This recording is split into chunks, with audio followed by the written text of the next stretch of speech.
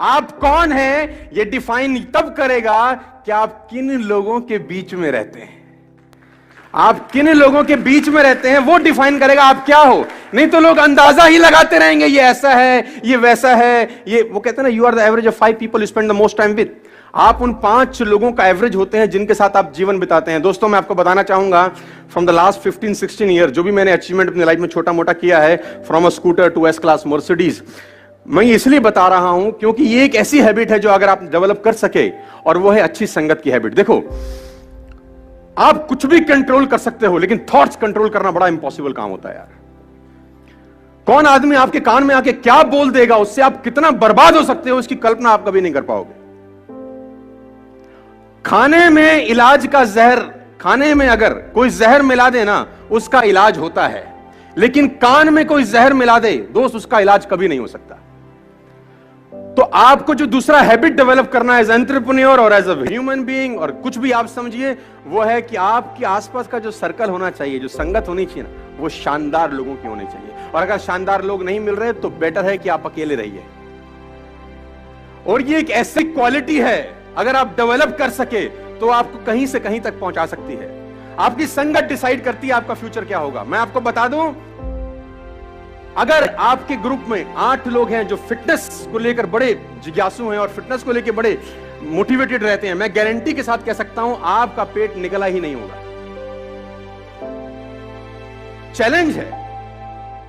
और लेकिन अगर आपकी संगत में सब रहते हैं आड़े टेढ़े, आपका भी 15-20 दिन बाद हाल वही होने वाला है। A people is known by the company, सुना ना आप लोगों ने डालोगे, है ना? आदमी की पहचान उसकी संगत से होती है। देखो, और सारा का सारा खेल संगत का है। हम उस दिन भी तो सेकंड हैबिट आपको डेवलप करनी पड़ेगी, और वो हैबिट है हैबिट ऑफ गुड कंपनी। और देखो, बैड कंपनी आपको नुकसान करेगी। अब पता कैसे चलेगा गुड है कि बैड? बड़ा अच्छा क्वेश्चन है ये, किसी ने मुझसे पूछा। अब किसी के माथे पे लिखा होगा गुड है? मैं आपको बता देता हूं, बड़ा सिंपल फिलॉसफी है।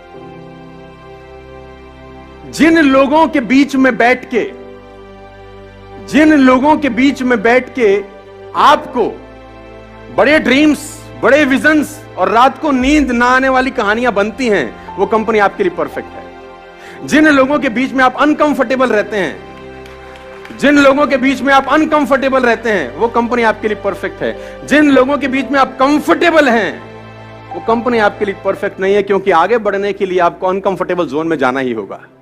उस जोन में कभी मत रहिए जहां आप कंफर्टेबल हैं, क्योंकि सफलता और कंफर्टेबिलिटी का आपस में कोई मिलान नहीं है। सफल वही व्यक्ति होगा जो जिंदगी में अनकंफर्टेबल रहा है। You are the average of 5 people you spend the most time with, number 1। Number 2, कभी भी अपनी लाइफ में अंदर आप एंटरप्रेन्योर हैं, आप धंधा करेंगे, आपके कंपटीशन में भी बतेरे सारे लोग आएंगे।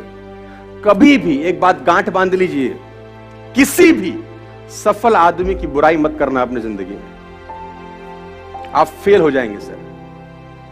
मैं आपको अपना एक्सपीरियंस बता रहा हूं फ्रॉम द लास्ट 15-16 ईयर्स। कभी भी सफल आदमी की बुराई मत करना, क्योंकि आप बुराई सफल आदमी की नहीं कर रहे होते, उसकी सफलता की कर रहे होते हैं। हेलो, आप बुराई किसकी कर रहे होते हैं? सफलता की। और सफलता सुन रही होती कि मुझे बजा रहा है ये, सफलता बोल रही है इसके पास जाने की जरूरत नहीं है। भाई, कभी भी जिंदगी में किसी सफल आदमी की बुराई मत करें। Always join a harder group, they will take best of 2। हमेशा हार्ड ग्रुप में ही रहिएगा सर। आप उस ग्रुप में रहिए जो आपसे हार्ड निकलवा सके। वो स्मार्टर ग्रुप में मत रहिए कि जहां आप सबसे स्मार्ट हों। देखिए, बड़ा सिंपल फिलॉसफी है। आप अगर 5 लोगों के नेटवर्क में रहते हैं और आप सबसे ज्यादा पैसा कमाने वाले हैं उन 5 लोगों में, अगर आप 5 लोगों के बीच में रहते हैं और आप उन 5 लोगों में सबसे ज्यादा पैसा कमाने वाले हैं और सबसे ज्यादा नॉलेज कमाने वाले हैं, तो उस ग्रुप को तत्काल छोड़ दीजिए, क्योंकि वो लोग आपका फायदा उठा रहे हैं, आपका नुकसान हो रहा है। अगर आप 5 लोगों के बीच में हैं जिसमें सबसे ज्यादा नॉलेज आपके पास है, लेकिन आप चौधरी तो रहेंगे उसमें, है ना? उसमें आपको कंफर्टेबिलिटी है कि सामने वाला कुछ भी पूछेगा, आपके हमें सब पता है भाई, लेकिन आपका लॉस है, आपकी ग्रोथ नहीं होगी। आपकी ग्रोथ वहां होगी, उस ग्रुप में होगी जिसमें आपके पास सबसे कम नॉलेज है। सीखने का मजा सबसे ज्यादा वहीं होगा जहां आपके पास नॉलेज। बात समझ में आई?